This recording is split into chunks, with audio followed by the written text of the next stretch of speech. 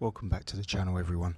Today I just want to quickly run over the situation with probably not just Tenerife but many destinations in Europe, certainly, when you hire a car at the airport. Now, we flew from Spain into the north of Tenerife, so we had to get a car to get to the south of Tenerife. We just booked the flight separate because we're staying at a friend's apartment. So we had to book the flight separate. There was no airport transfers, and a taxi would have been silly money. So we had to book a car before we left Spain. We went on a website called Do You Spain, and we then put the details in of our arrival date, our arrival time, and then it finds you the best deal. It found the best deal with Gold Car rental. Now, there's mixed reviews with Gold Car, but I'll go into what we found. So we booked a mid-size car because obviously we had a suitcase, we've got Carter, we've got another quite large bag, so we booked 2 bags on for the flight. So we booked a mid-size car, so that would generally be sort of a Ford Focus, generally I would have expected. We got a Dacia, which is fine. I mean, it's a decent sized car, still a little bit tight in the boot space, but there we go. So when we booked online, the car hire itself was €104.30. That's for the time that we're in Spain, which is about 11 or 12 days, I think, or 12 days, something like that. On top of that, there's an airport fee to pay because I guess you're picking the actual car up from the airport. You're not having to get transport on a bus to go and pick the car up. That was an extra €15.65. There's then a environmental contribution. Now, it's not a lot of money, but if you can imagine all the rentals in the world, I'm guessing this is something to do with net zero. That was €7. So that's an awful lot of money when you add it up with everyone that's renting cars. Then we get to the point. Sophie said, oh, that's not too bad. It was like €130 roughly, whatever it was. She goes, that's not too bad. I thought, no, that's okay. It's about €9 a day. I said, have you got the booster seat? She goes, oh, no, I've got to add that. So she went in and added that. Just for the booster seat, it was €108. Now, that's more than the car hire itself to have a child booster seat. Obviously, he's out of his baby seat now, so it's just a booster seat that we needed. €108 on top. Now, a booster seat will last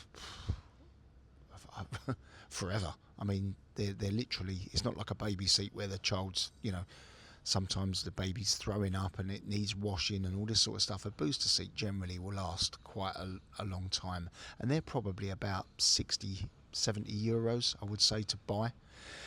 They wanted €108 just to rent that.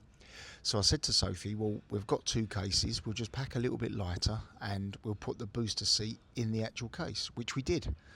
So we bought the booster seat out for nothing, and we didn't then need to pay the €108 to rent the booster seat.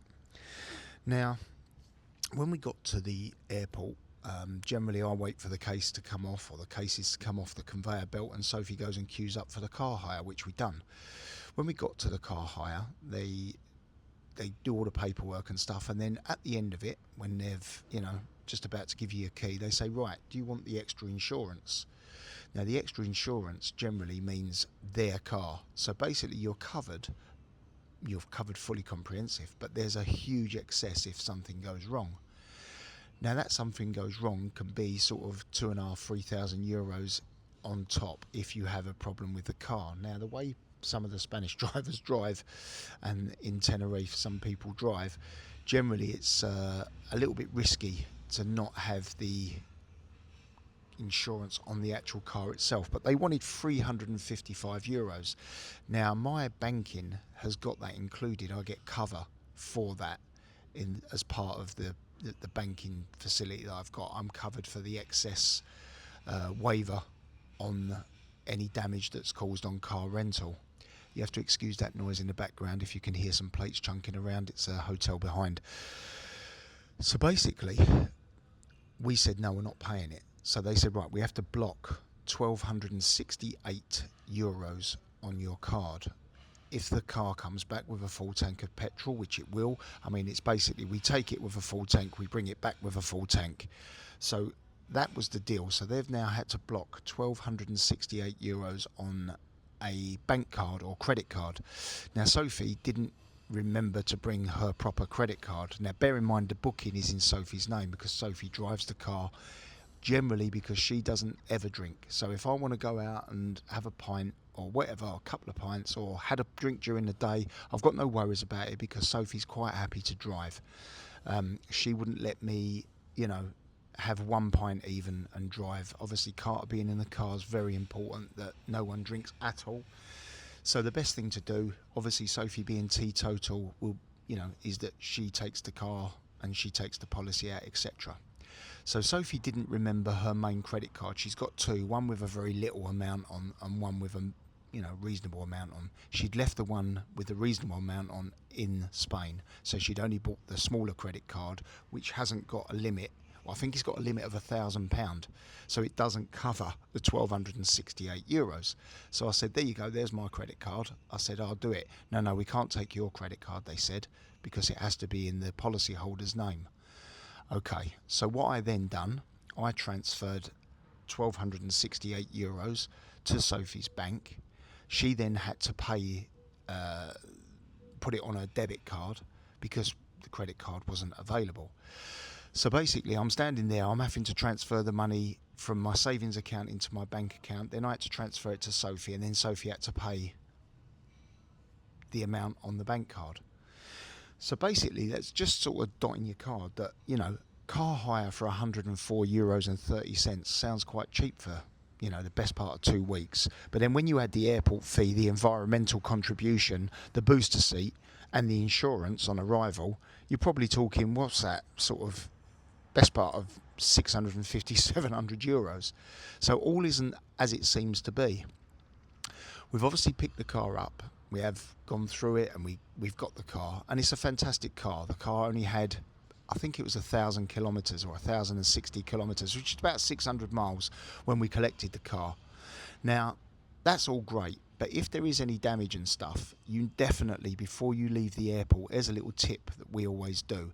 We generally do a video around the whole car and then email that video to ourselves so that the car hire, if there's any disputes in the future, the car hire people can't dispute that was videoed after the event.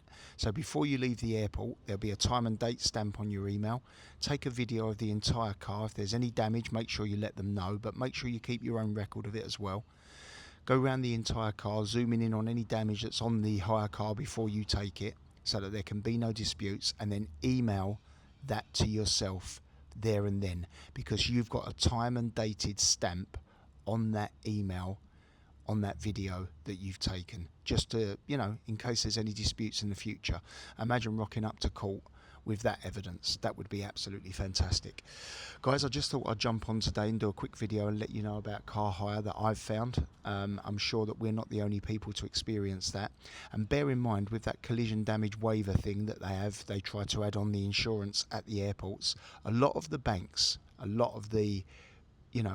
pay, I think it's about £140 a year for my account, which gives me travel insurance, that gives me collision damage waiver, excess cover, so up to a couple of €1,000. That gives me, if I drop my phone, that covers it, if within a year or so of me buying a new phone, if it gets stolen, etc. So it gives you lots of little extras and lots of little perks with some of the banking. Now I pay £140 a year. Now if that was, I didn't have that, and we didn't have that collision damage waiver, that's €355 that you have to pay. So sometimes it's worth paying a little bit extra with your bank to try and, give you those little benefits and those little extras. Guys, thank you very much for joining me today. I hope everyone is safe, and I hope everyone's doing well, and I will speak to you all very soon. Thanks, guys.